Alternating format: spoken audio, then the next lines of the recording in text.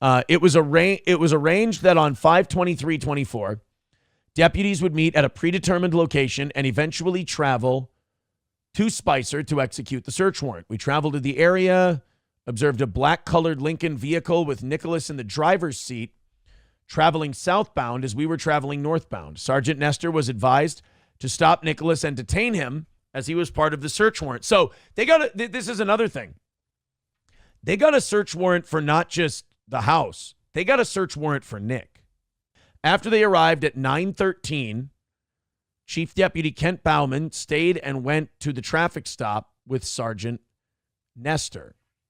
When we arrived on scene, we started knocking on the door on the south side of the residence and were able to gain a response from a young female juvenile from within the residence who advised us that her dad advised her not to open the door for strangers. That's interesting because this is the police. So Nick has obviously trained his kids. He's told his kids, don't open the door for cops. We noted there was a keypad on the door and attempted to make radio contact with either Chief Deputy Bauman or Sergeant Nestor when I overheard radio communications from Sergeant Nestor advising that Nicholas was not going to give us the door code to open the door.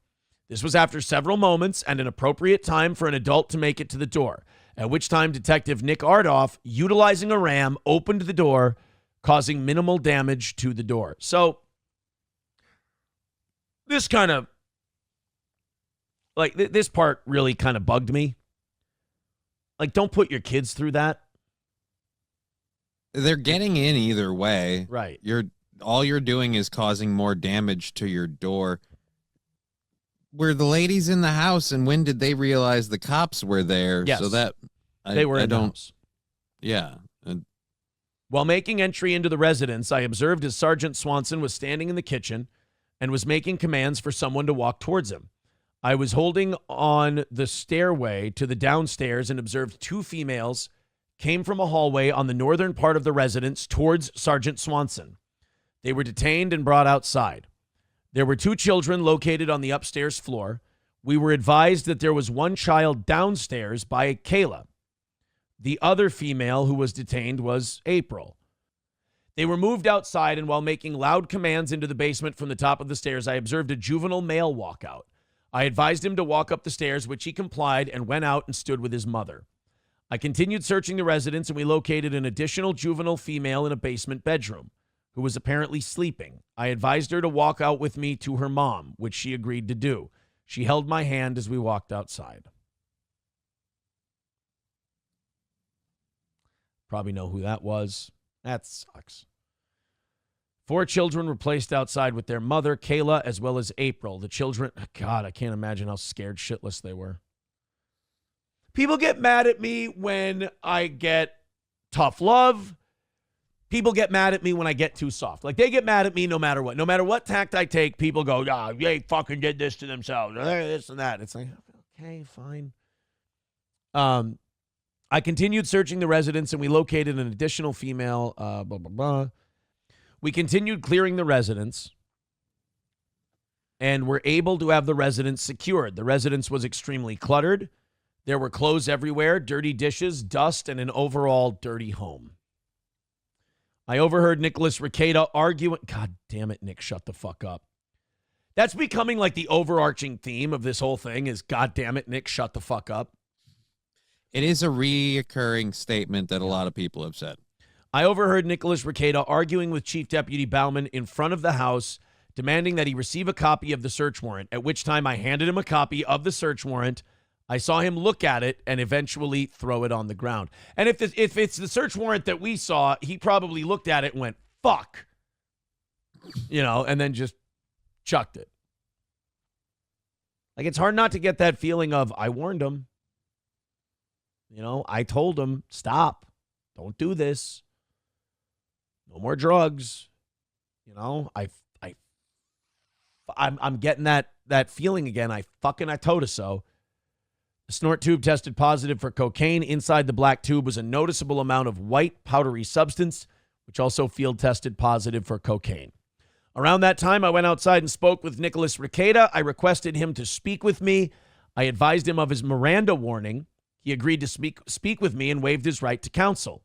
During the conversation with Nicholas, he advised that he sleeps in the master bedroom with his wife, Kayla, and that April was just there visiting on this date. This is a general overview of our conversation. See body cam video for full details, which I'm sure eventually we'll see the body cam. And I'm sure that's going to get out eventually. Look, with everybody looking at it. Maybe April was just visiting. Maybe she was in that house next door. I mean, again, I will say this. I hadn't been there for about 7 or 8 weeks. At this time, it was determined that Nicholas Requeda, Kayla, and April would all be placed under arrest and transported to the Candy, Ojai County Jail by marked Candy, Ojai County deputies, as well as State Trooper Josh Munson. While placing Nicholas in the State Trooper's squad, I observed several injuries to his arms and photographed them. They appeared to be sores common with controlled substance abusers. Alicia Sweep with Candy, Ojai County Family Services was contacted and eventually came to the scene to assist with placing the children with their grandparents. During this time, Detective Oakleaf advised me that she spoke with Kayla Requeda regarding giving a statement, at which time Kayla advised that she wanted to have an attorney. Okay. Detective Sergeant Brannis attempted to take a statement from April Imholte. After reading her Miranda warning, she indicated she wanted an attorney. And then Nick said, I'm their attorney. I'll speak on their behalf. Right. That's fucked up, isn't it? Like you all got arrested for it, and he's like, I'm their lawyer. I go, this is weird.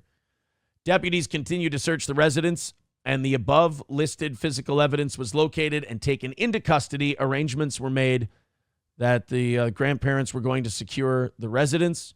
We were able to close the door, and we documented the damage to the door. All officers left the scene at about 11:05. I went to the Candy, Ojai County Jail and requested Nicholas Requeda to speak with me. He indicated that he was willing to do so. He advised me that he resides within the residence and stays in the master bedroom with his wife, Kayla, when he sleeps. He indicated that April Imholte was just a friend that was visiting and does not live at the residence. But here's the problem. They're going to see all these videos, and they're going to see all this stuff, and they're going to see her clothes there and all this stuff, and they're going to be like, I don't know, man. Sweep was advised by Kayla that technically, Kayla said that technically Imholte was their live-in nanny. I thought she live in it. Well, that would imply that she's living in the residence. Right. So Nick's saying, can you be a live-in nanny if you live like in the house next door? If they own both properties, technically. But otherwise, Nick's saying, oh no, she's a friend who's just visiting, and then Kayla tells the police, oh no, she's our live-in nanny. That's a little different. Yeah. That means one thing: somebody's a lion. They both better talk to their lawyer. Yeah. That's it. That's the supplemental report. I believe that's all of it. So then we've covered it, and it's done. We can move on. Oh, wait a minute. No, these are all the things they found.